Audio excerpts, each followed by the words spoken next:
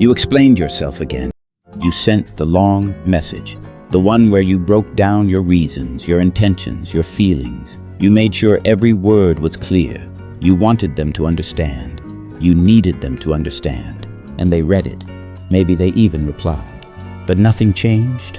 Something important was happening beneath the surface. And it wasn't about the words you chose. This is the story of a young man named Daniel. Daniel was the kind of person who believed that if he just explained himself clearly enough, people would finally get it. If he could find the right words, the right tone, the right moment, understanding would follow. Respect would follow.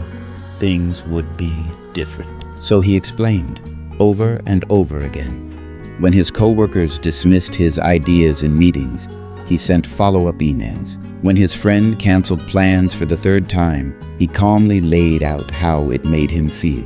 When his family questioned his choices, he sat down with them patiently and walked them through his reasoning. He thought he was being mature, communicative, emotionally intelligent. He thought the problem was that people didn't understand him yet. But months passed, and something strange happened. The more he explained, the less people seemed to listen. The more he justified, the more they questioned. The more he clarified, the more they doubted. He couldn't figure out why. Here is what Daniel didn't know. Psychologist Roy Baumeister spent decades researching how people form judgments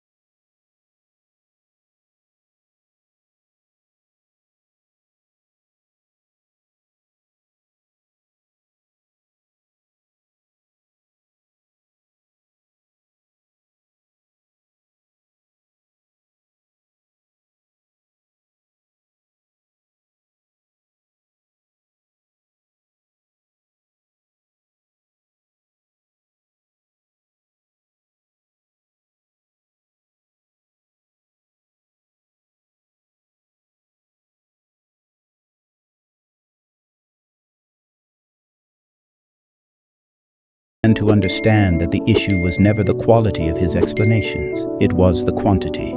It was the desperation woven between the lines. Every time he over-explained, he was shrinking himself. He was saying, without saying it, I need you to agree with me in order to feel okay about my own decision. Carol Dweck's research on self-perception shows that the way we present our choices reveals how much we believe in them. Confident people don't need a courtroom. They state their position, they leave space for disagreement, and they move forward regardless. This is what Daniel slowly learned to do. He stopped sending the long messages, not because he became cold, not because he stopped caring, but because he finally understood that his choices didn't require a defense. The first time he stayed quiet when he wanted to explain, it felt physically uncomfortable, like leaving something unfinished, like leaving a door open in a storm. But then something happened. People started asking him questions instead of dismissing him. They started wondering about his thinking rather than waiting for his justification. The silence he once feared became a kind of presence. Here is the counterintuitive truth.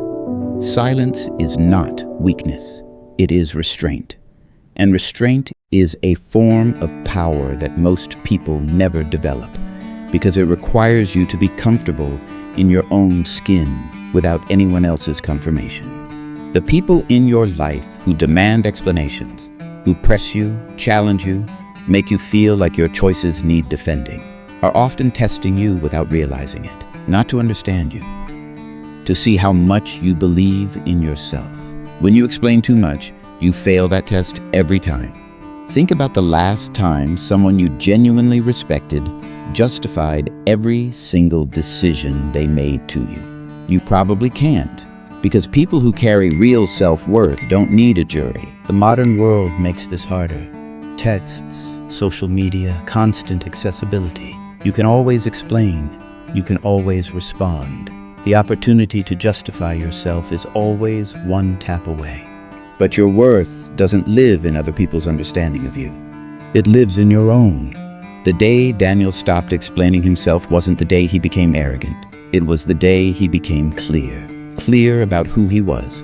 Clear about what he believed. Clear enough to stand in that belief without needing someone else to stamp it approved. The conversations in his life changed.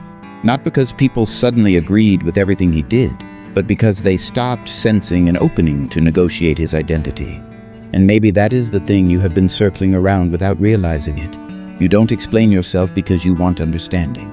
You explain yourself because some part of you is afraid that without it, people will see something you haven't fully accepted yet.